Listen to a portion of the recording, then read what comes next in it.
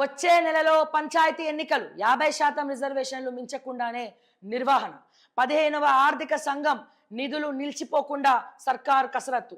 BC రిజర్వేషన్లపై కోర్టులో స్పష్టత వచ్చాకే MPTC ZPTC municipal elections.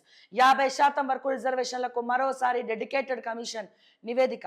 Gig వర్కర్ల బిల్లుకు ఆమోదం, త్వరలో అసెంబ్లీకి బిల్లు. అందశ్రీ అంత్యక్రియలు జరిగిన ప్రదేశంలో స్మృతివనం. డిసెంబర్ 8, 9 తేదీల్లో ఫ్యూచర్ సిటీలో తెలంగాణ రైజింగ్ గ్లోబల్ సమ్మిట్ 2025 నిర్వహణ. పొంగులేటి శ్రీనివాస్ రెడ్డి గారు ఫ్యూచర్ సిటీతో మాత్రం మీ ఫ్యూచర్ని భలే పెట్టుకున్నారండి మీ కాంగ్రెస్ వాళ్ళు. ఫ్యూచర్ సిటీలా ఎన్ని భూములు తిన్నారు, ఏం కథ, గ్లోబల్ సమ్మిట్ అని చెప్తున్నారు కదా.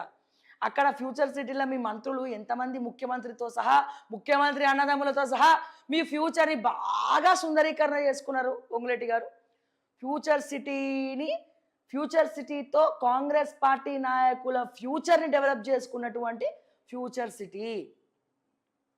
రేవంత్ రెడ్డి అన్నదమ్ములు కావచ్చు, ఫహీం ఖురేషి కావచ్చు, రోహిన్ రెడ్డి కావచ్చు, దుద్దిల్ల శ్రీధర్ బాబు కావచ్చు, తర్వాత కిచెన్ నగర్ లక్ష్మారెడ్డి కావచ్చు, లేకపోతే మీరు కావచ్చు, బట్టి విక్రమార్క గారు కావచ్చు, పొంగులేటి శ్రీనివాస్ రెడ్డి కావచ్చు. మీ ఫ్యూచర్ మాత్రం భలే డిజైన్ చేసుకున్నారు.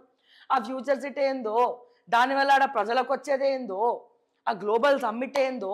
అసలు ఈ global సమ్మిట్లో Duddilla Sridhar Babu global summit అంటాడు, ఆ కంపెనీ అంటాడు, ఈ కంపెనీ అంటాడు. ఒక్క కంపెనీ 2 సంవత్సరాల నుంచి వస్తున్నాయి, అదిగో వస్తున్నాయి, ఇదిగో వస్తున్నాయి, అదిగో అల్లదిగో అని పాట పాడుకోవడం తప్ప ఒక్క రూపాయి ఏ కంపెనీ వచ్చిందో చెప్పరు.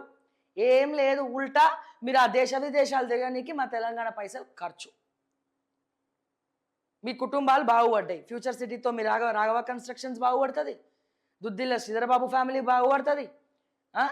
తర్వాత మన ఏమంటాం, రేవంత్ రెడ్డి ఫ్యామిలీ ఆల్రెడీ బాగుపడ్డది అనుకో. రేవంత్ రెడ్డి అన్నదమ్ముల ఫ్యామిలీస్ బాగుపడినాయి. ఆ ఫహీం ఖురేషి ఆల్రెడీ మొత్తం ఆర్టీఏ యాక్ట్లు రేవంత్ రెడ్డి వేసినప్పుడల్లా ఫహీం సపోర్టే ఉండేది. ఇప్పుడు ఇంకా ఎక్కువైపోయింది. తెలంగాణ ప్రజలకు మాత్రం చిప్ప చేతికి ఇవ్వండి. మళ్ళీ గ్లోబల్ సమ్మిట్టు, ఆ fourth city future city global summit, ఆడ దోచుకుర్రు, మీరు దోచుకుంటుర్రు. అంతే తేడా, పెద్ద తేడా ఏం లేదు. వాళ్ళది ఒక స్టైల్ ఉంది దోచుకోవడం, మీది ఇంకో స్టైల్ ఉంది.